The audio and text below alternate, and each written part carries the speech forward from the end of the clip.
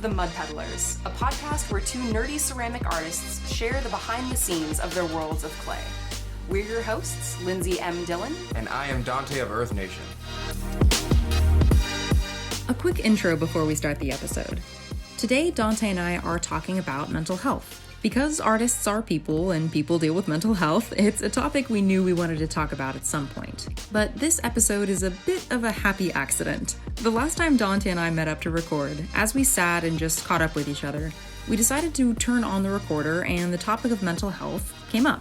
We liked how the conversation went, so we decided to turn it into a proper episode. The first part of the episode is us just chatting about a bunch of nerdy stuff that I thought would be fun to include.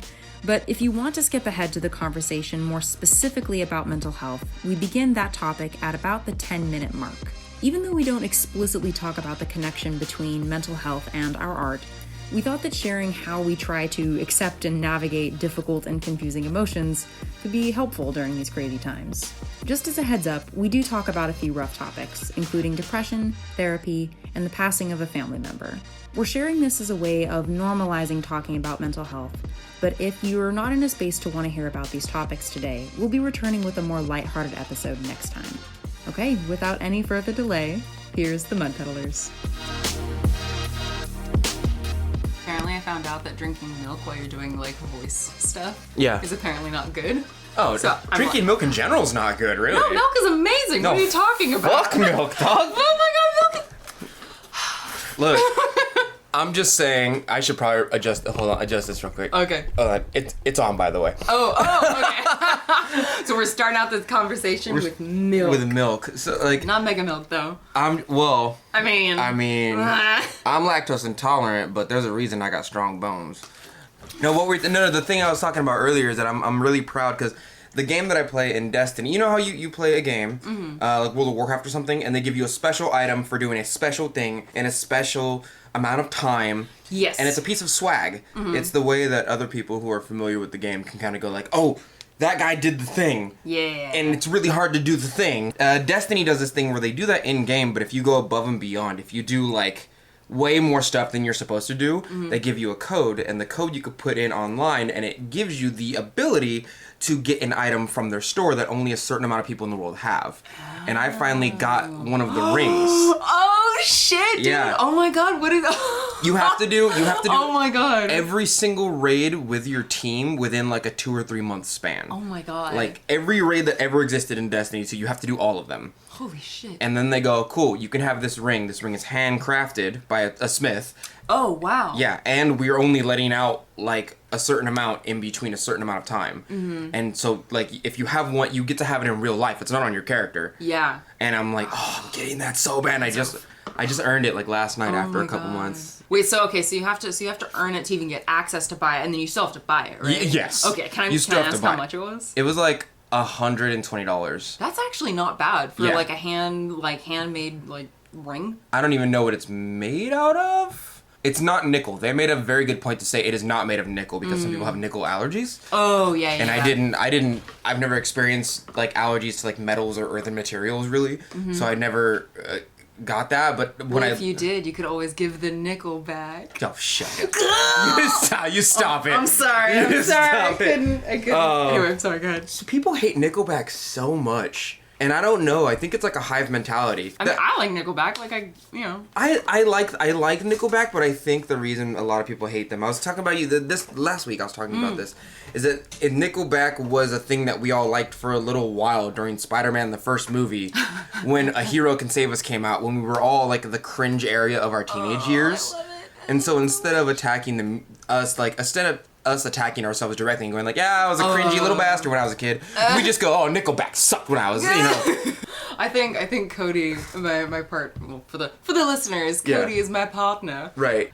He would argue that he doesn't like Nickelback because it's very like generic, which like It is. I could see it. It is but extremely like, generic. Sometimes you want generic. I will say that it's generic now, but when it came out, that it was like, it wasn't generic whatsoever. Say that a hero Yeah. save us. I not gonna lie, I still get chills listening to that. I like song. that. It reminds me of good. I played Kingdom Hearts 1 to that soundtrack. Oh my god. It was a banger. Saying it's generic now is only to say that we've advanced past the point of those types of rhythms and lyrics. Mm-hmm. You know, it's kind of interesting. I heard, I think it was Giguk, the YouTuber, who did a video talking about how Sword Art Online is kind of like that. Like, that was, like, the intro isekai. Yeah. And especially, like, at least, again, from what I vaguely remember from the video, him talking about, like, it came out when, like, Crunchyroll became a bigger thing, and it was, like, almost like the intro anime that I think a lot of people got into. Yeah. And even though it's cringy, even though there's a lot of, problematic shit in there. Yeah. At the same time, it's like, I don't know, that'll always hold, like, a special place in my heart, because it was, I don't know, it's like... I watched all of not season 1, but, like, the first Sword Art Online. Oh, yeah. And I was like... This is kind of weird, but also this is not very weird for Japanese culture. Like, if I watched enough anime, I would come across at least one of these tropes per thing. Yeah. The only difference is that Sword Art Online had all of the tropes within one anime. Yes. Had, like, I'm in love with my cousin, and I adopted a random kid in the forest, and I fell in love with this girl who's stronger than me, and, you know, like, I was crappy, and then I became a badass over time. But usually in anime, like... My Hero Academia is, like, just being a weakling and then becoming a badass over time. Yeah. Sword Art Online, had that and, like, 4 other tropes. And I think that's why it's so generic. Yeah. And then they, not rebooted it, but the second season, for lack of a better term, was just that in a different skin. Oh, God. Yeah, when you watch the second version of it, you're like, this is the same thing I just watched, but with fairies. Yeah, and I think, okay, so the only way that I would argue that it was in some ways worse is that You thought it was worse? A season 2? Yes. Yeah. You mean the one where I agree with you. Asuna is, like, in the cage basically the whole time? No, I agree with you, but most people who like Sword Art Online are just like, it was so much better in season 2. God, no, I don't. Yeah, I didn't think so either. Yeah, no, I think what was frustrating about that was seeing this, like, honestly, Austin is a pretty badass character. In terms of, like, she's powerful, she has skills, she's got all this stuff. And then it's like, lol, never mind, she's in a cage the whole time, and she's just the damsel in distress. I'm like, come on, like... What were we talking about? I don't even remember. I don't even remember either. We were just kind of chatting. We started out with milk. What was your favorite childhood cereal? It was probably Raisin Bran. What? Yeah, Raisin Bran. But Dude, you were born an old man. Well, my mom has, like, a sugar issue, much like I do. Okay. But we're also American, so we have a sugar issue by nature. But Americans with sugar issues have, like, sugar issues. You know what I mean? Like an addiction. Sugar is children's cocaine, as far as I'm concerned. Yeah. But she would get, like, a spoonful of sugar and then put it over and so I just started to imitate her when I was a kid. But yeah. What was yours? Was it, you just told me, didn't you? Was it Frosted Mini? No. My favorite was actually Fruit Loops. Fruit Loops. I fucking love. Oh, I hated Fruit Loops. What? I hated Fruit Loops so much. I love Fruit Loops. I hate the color yellow. What? And half of their loops are yellow, and it gave me a color. I don't know. Oh my god. I love the toucan. And the little, like, I don't know. I thought it was cute. That and Count Chocula. I hated both of them. I never had Count Chocula. Count Chocula was just, what was that bear? It was like Sugar Smacks for, like... It was Sugar Smacks for poor communities, is what it was. It was like Frankenberries, Count Chocula, Ghost Booze, Boo-Ohs. It was a ghost. Okay, it was all based on, but they would sell them not during Halloween times. And they were only popular in, like, the upper communities during Halloween times. So if you had them and it wasn't Halloween time, that was like, oh, your mom got them discount from somewhere, or your dad got them like they still had them at grocery outlet, bargain market. Dude, not gonna lie, I love, like, grocery outlet was one of my, like, that was my grocery store for a long time. Like, I'd go to, like, grocery outlet, I'd get some things at Safeway, but, like, snacks? Yeah. Freaking getting snacks at grocery outlet. They have the best snacks. Like, they have all the cereals. They have, like, so many crackers and chips and cookies. Yep. And... I like it, too. They just built one next to my house, and I'm very happy, because they have, like, all the seltzer waters that I've grown fond of that I have to stop drinking. Evidently, if you drink too much seltzer water, it throws off your, like, salt balance in your body. Really? Yeah, and so I drank, like, I go hard on stuff, so I drank, like, 24 cans in a day one time. Oh my god. I had a lot, because Abel's mom saw me drinking one. She was like, you like those? And I was like, yeah. And she brought home, like, 4 cases. Oh my god. And she was like, that'll last you a bit. It did not. It lasted me 2 weeks. Oh my god. And I drank way too many, and then I ended up, like, emailing my doctor going, like, I'm super dizzy all the time now. And he goes, what are you doing that's different? Like, tell me. Yeah. And I told him about the soda water, and he was like, oh, it's kind of uncommon, but if you drink like way too much soda water, it'll throw off your balance. Because you got to remember, it's carbonation, and that's in your stomach, and it could make you queasy if you drink too much of it. And I was like, oh. He goes, also, if you drink too much soda water, it's still technically water, and it will throw off your salt balance, and you do need salt, technically. Yeah. Although you shouldn't need a lot of it. You do technically need salt. Mm-hmm. You're just throwing off the balance of your body. And I was like, oh. And I stopped drinking it. Next week I felt fine. Huh. Yeah. It was really weird to, like, soda water have messed me up. Oh my God. I was like... That's so funny. I'd get up and be dizzy, and I'm like, oh. But it's from the cranberry... It's from the cranberry soda water. That took Donte down. Oh my God. We're getting old, man. We're getting old. Yeah, I'm getting there. Like, I get more I get more sensible as I get older. You feel that too? Yeah, I don't know. I mean, I feel like what was it? I saw something on, I think it was like Imgur a while back, that was like, if you're not looking back like every 5 to 10 years and looking at your past self and cringing a little bit, then you're not developing enough as a person. I agree with that. Yeah. So yeah. So I don't know. I mean, I feel like every batch of years, you know, I can see how I've changed as a person. But Yeah. I think I've gotten better at like getting real deep here. Right, getting real deep. Yeah. I think I've become more aware of like the coping mechanisms that I use when like shit hits the fan. Yeah. And finding better ways to like unlearn some of those habits, some of those coping mechanisms that aren't helpful, and identifying the ones that are helpful and trying to do that more. Right. Yeah, I think as far as I go in my cringe years, I've become a lot more self-analytical, because I thought that was a trait that was lacking in the human race. Mm-hmm. Is like the ability to do something and then go, no, that's not right. If I was looking at myself from the outside of the situation, this would be a bad thing to do. Mm-hmm. It's like there's a subreddit that I watch, right? And I say watch, not for the Redditors out there. YouTube takes all these Reddit like posts and just puts them into one video, and somebody reads them off to you. Oh, that's cool. And one of them was like, Redditors, what was the point in your life in which you thought, oh, I'm the bad person in the moment? Oh.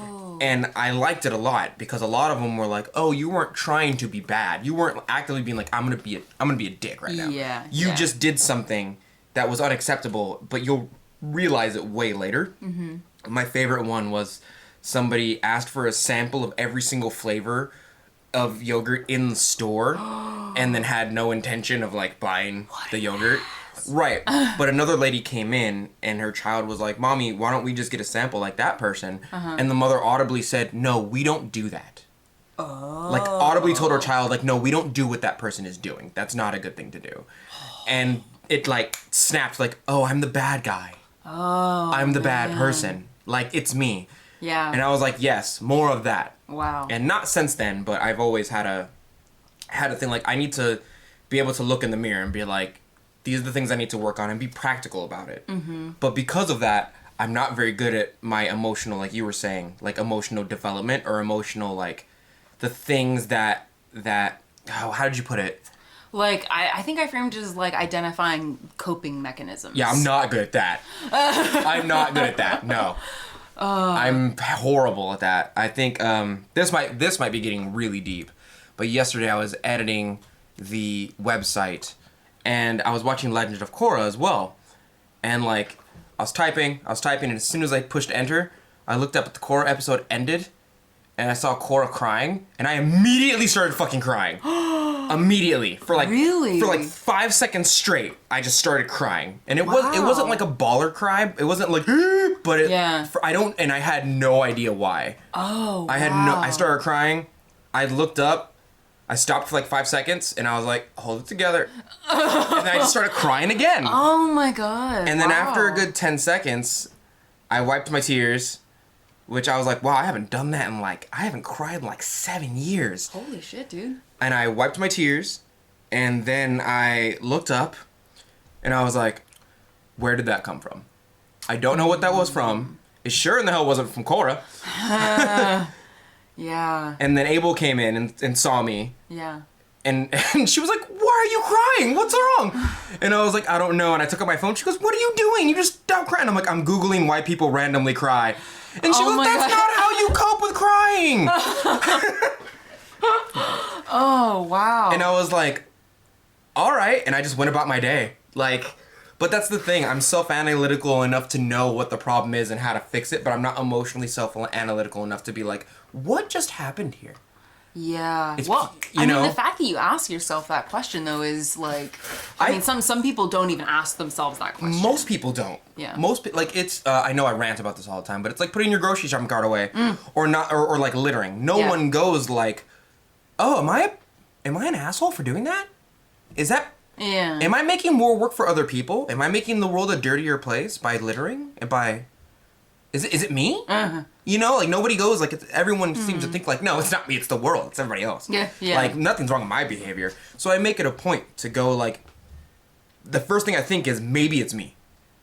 Is it, like, maybe it's me and my actions are affecting me.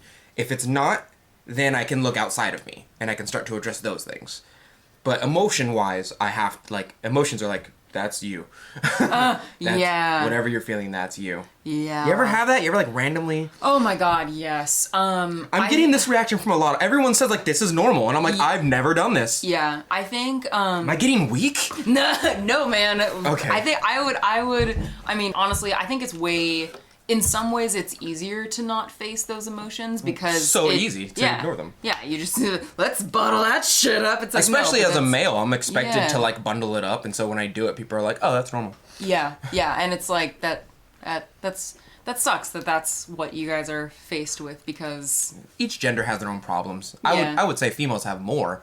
But to say that each one doesn't have their own would be a lie. Yeah, I completely agree with you there. Yeah. Yeah, no, I think what I'm always surprised at is when, like, I'll be like, I think usually it's when I'm, like, watching something. Yeah. Or it's like something will happen that normally would not make me cry, but then it makes me cry, like, way more. It comes up so fast. Yes. It's not like you can see the reaction and then be like, that's why I'm crying. Mm-hmm. You see, like, a squirrel cross the street and you're like, ah! And I have no idea why. Oh my god. Oh, it's so true. Honestly, there are some songs that, like, I will hear, like, 3 notes of a song and start to feel, like, really the physical tears. Yeah, like literally, it was the silliest thing. What was I listening to? I think it was like last night, and it was no joke. It was like a commercial. Oh no, I remember what it was. Whoa. I was watching The Boys, that show on Amazon. Oh, I've heard that's like bad superheroes. It is. It's a really good show. Okay. But what was so silly about it is that there was a character had died, okay, and they were singing a song for their memorial. Yeah. And it was like the tone of the song was like that really classic kind of like uplifting, usually like Christian kind of music, like builds you up. And I swear to God, I had to like work to not cry. Really? And it was the silliest thing because it was in the middle of the show that had nothing to. Music. I mean, I listen to Christian hymns. I'm not even Christian. I like that kind of music. It's beautiful. It's beautiful music, and I think what was just so weird is that, again, just how quickly it came up, and it was just like immediately I could feel like the physical sensations that I am aware of when I'm about to cry. Do you know why? Because I don't know why, and I would like to stop it immediately. Because I have work to do. I mean, I think so speaking for myself, I think that tends to happen usually when in general there's a lot of stuff going on. I mean, like, again, we're recording this in, the year of COVID. Right, it's still work technically. Yeah. I mean, I enjoy your company, but it's still work. Oh yeah. No. But I guess more what I mean is that, like, it's. Do you mean there's just a lot going on, like a lot of like the sky is black with soot and it's COVID and and like I think it's like if there's already a lot going on, whether it's an external source like COVID or the fires or black people continuing to get murdered by police officers, right? Whether it's that or whether it's a more like internal disposition, like whether or not like I'm a little depressed for some random reason, or whether or not there's like stuff going on in my personal life, right? I think it's when I maybe haven't fully processed the emotions around those issues, that seeing things that evoke emotion tends to make those emotions stronger. And it's almost like I don't know, I've talked about like fantasy and like horror as being a way to like process certain things, and I kind of feel like it's almost like that same way. It's like, okay, I may not be able to fully process what's going on in my life right now, but it's coming out. Yeah. Somehow. Yeah. I feel it. Yeah. I think a more solid example that I can give that might help illustrate this is like, I was watching a show where one of the main characters who you'd been with for like multiple seasons, died, and it was and they showed like their process of being guided from life into the afterlife and seeing how their friends reacted. Right. And I can't even talk about it. And it was amazing, like watching this happen, and fucking shit. Did not mean to start crying right now. It's happening in front of us. It's happening in front of Dante's face. Dante's never seen me cry before. Yours is a lot more smooth though. Mine is like I'm like stone faced and sitting there, and then I'm like, like my face goes red, and I'm like, what is that? Oh my god! It goes from 0 to 100 within like 5 seconds. Yeah. As for Lindsey, I can see her like going to like 10, 20, 30, 40%. Well, it does happen for me sometimes though, where it does flare up. Right. Like, so this is an instance where you're saying, it is kind of building and like talking about it. Yes. Because again, in that instance with the show, it was like, again, I'm constantly dealing with like, not constantly, but like continuing to deal with like what it means to have lost a family member who's died. So it's like processing that character's death was also a way of processing my sister's death. I see what you're saying. Yeah, so it's like that larger underlying thing. Yes, okay. Yes, that's a good way of putting it. Yeah. So in this case, it's a slow build, but in other cases, it's like what you're saying, where it's like I'll hear 3 notes of a song and go, you know. Yeah, I don't like. So I used to, and when I did this, I was watching Legend of Korra. So I used to kind of like. I think of Legend of Korra in the same way that I think of Nickelback, in that. When I was watching Aang, I watched like a 10-year-old become very self-fulfilled in his role as the Avatar. Mm-hmm. And I watched him learn bending, and I watched him learn the attributes of an earthbender and having neutral energy. And then I watched him learn the attributes of a firebender and then having like positive or always on the offensive energy. Yeah. And then I watched him flow as a waterbender, and then I watched him have all energy as I watched his energy all start to become one embodiment in the spirit realm, and like one person, right? Yeah. And because of this, you grow with Aang over time, and then when he, quote unquote, dies and gets reincarnated, you are basically rejoining him in his teenage years as Korra. You don't think about it because you get to see him in flashbacks grow up and all that. But in Legend of Korra, I won't tell spoilers, by the way. In Legend of Korra, he goes from 10 years old to like 15, whatever years old or whatever.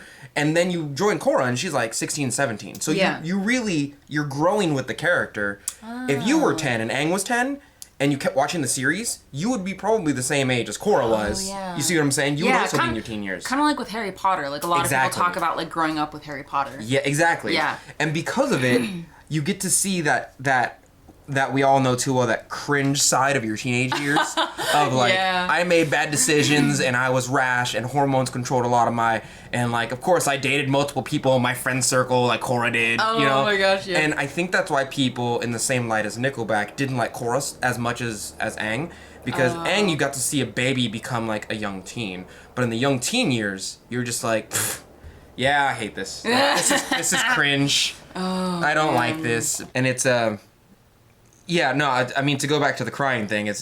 So I was curious, like, so I was like, okay, where's he going with the Aang, and how does this connect back to... Because I was watching Legend of Korra, and I was like, this show isn't crap. People just think it's crap because it reminds them of their cringe teenage years.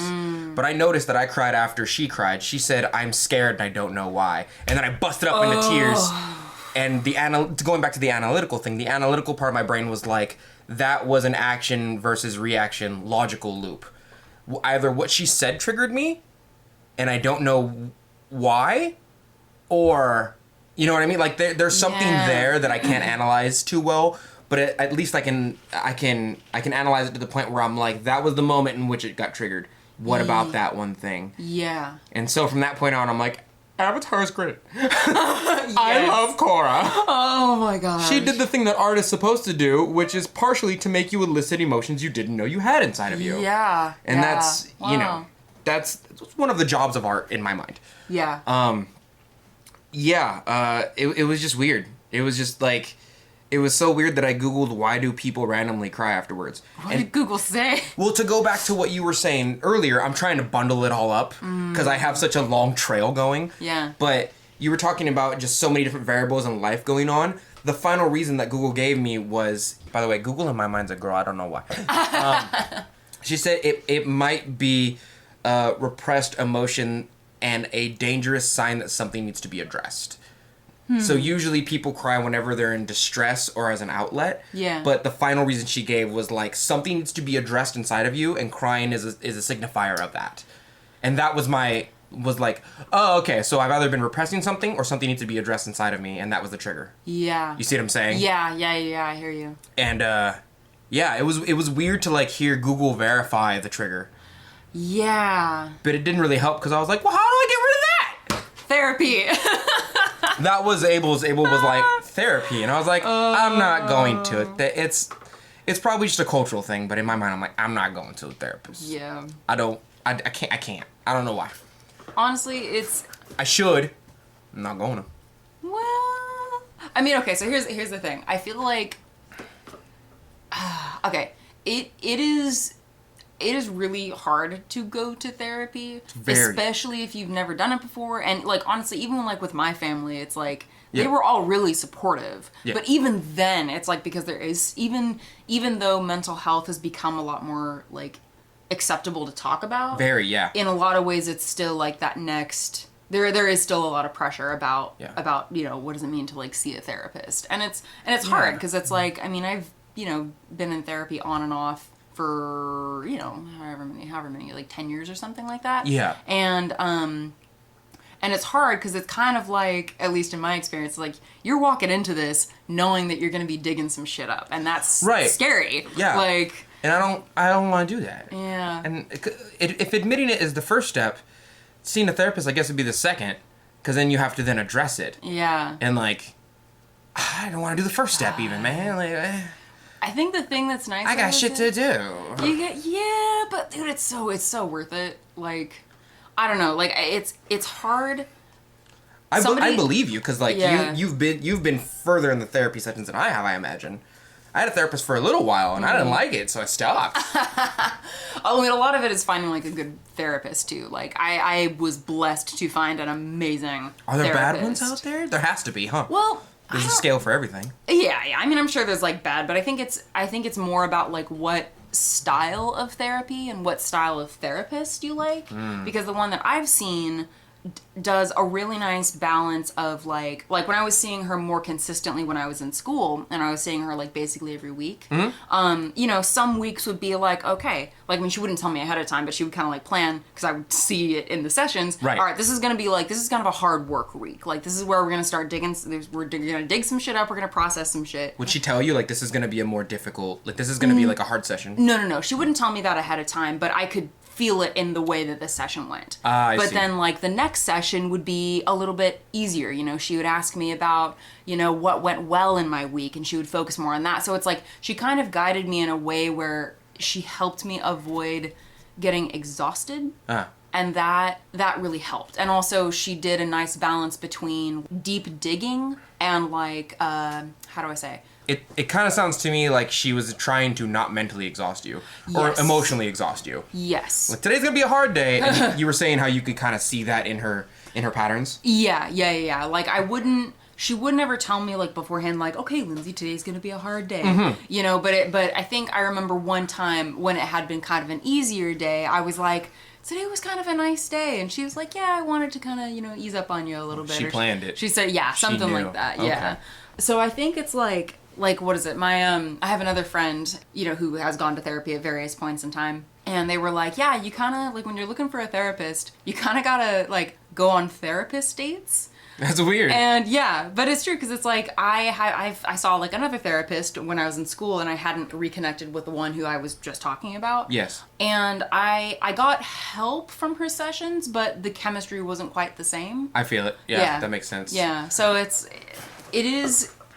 a frustrating, kind of intimidating process, especially considering like, you know, okay, like who's your insurance gonna cover, and like that can be frustrating. But the paperwork's frustrating enough, let alone the fact that you would have to like you legit have to vibe with the person that you're gonna tell everything about your life without knowing them personally. Yeah. And that's what scares me, I think. Well, I think any good therapist will work up to a point. I wish I had like a straight bro therapist. I mean, you could probably find one. Like, you sit down and he's like, bro, what's going on? I'm like, I don't know, bro. And he's like, bro, talk to me, man. Bro to bro. Ain't nobody else here but me and you. I'm like, I don't know, people be crazy. But in between the lines of, like, saying that, it's a whole different dialect. Yeah. The difference in between, like, let's talk. How do you feel about that? He's just like, come on, man. Be a bro. Oh my god, I love that. Somebody who speaks like the complete bro language. Mm-hmm. I heard, speaking of linguistics and the new generation, right. I have a, gosh, what would you call her? A step cousin, I guess? Anyway, I have a step cousin. Ooh, those are the best. Oh god. Oh my god. Donte, no. Boom, boom, ba-doom, ba-doom. If you know, you know. God, that is like next level. Anyway, so my step cousin, she was talking about how her group of friends, when they talk about therapy, they call it tea.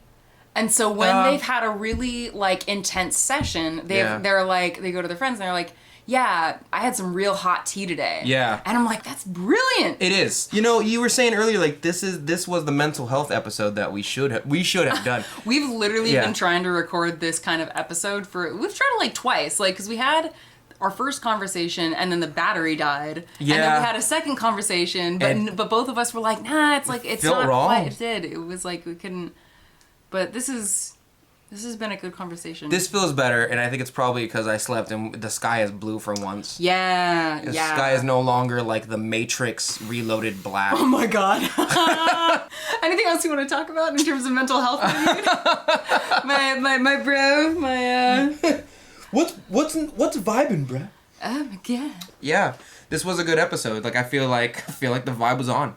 Yeah. You know what I mean? Like I just feel like it was a lot more connected with. I think the main crux of the episode was more that sharing our experiences and how we feel about it was more there than anything. Yes. As for last time, I didn't have too much to contribute because I was like, no, I don't really have emotions. Those are weird. What are those? I'm a man. I just go to work. Yeah. But now it's like, I cried yesterday and I don't know why. Yeah. And I was watching cartoons when I did it, which is even weirder. Because that's not the time to do it. I think it's, I mean, not to be too cheesy, but I think it's pretty brave that you're, like, willing to talk about it, because I think there's a lot of shit that influences a person to not talk about these things, and then when you're a dude on top of it, it's, like, even worse. I've slowly started to unlearn it, and it's only because of, I have, like, friends like you or Ryan who are like, it's totally okay to have emotions as a man. Yeah. And for a good 20 years, I was like, no, it's not. Stop it. God. And now it's slowly starting to, like, I'm not letting it all go, but it's slowly like, oh, I have them whether I want to or not. And there has to be a way of especially since it's very rare to express yourself right now through because I usually do art and go to the gym, but now art has kind of become my pseudo job. Yeah. And then the gym is gone. Yeah. So now I'm just like the outlet for any of my emotions and or pent up anything is just like gone. That is really interesting to think about. I would not have put that together. Gym rats are just like in their house losing muscle angry right now. Oh man. I lost weight and I'm sure it's not fat. I'm so sure it's not fat. Because I have a mirror. So I know what's up. Oh my god. Oh man. Alright, well should we call it? Yeah, this was a good one. What were we actually supposed to talk about? And that's it for today. Thank you for listening to The Mud Peddlers with Lindsey M Dillon and Donte of Earth Nation. Want to say hi and see what Donte and I are working on in our studios? Check out the show notes for links to our websites and social media below. You can find me at lindseymdillon.com. That's LINDSEY, M as in monster, DILLON.com, and on Etsy, Instagram, and Facebook at Lindsey M Dillon. And you can find me at Earth Nation Ceramics. It's spelled exactly how you think it's spelled, but you can also find me on my Facebook fan page and Instagram at the same name at Earth Nation Ceramics. If you enjoyed hanging out with us today, or you have a question or topic you'd like us to discuss, take a second to rate and review the Mud Peddlers in Apple Podcasts. It helps our podcast reach new listeners, and we really appreciate the feedback. Thanks again, and we'll catch you next time.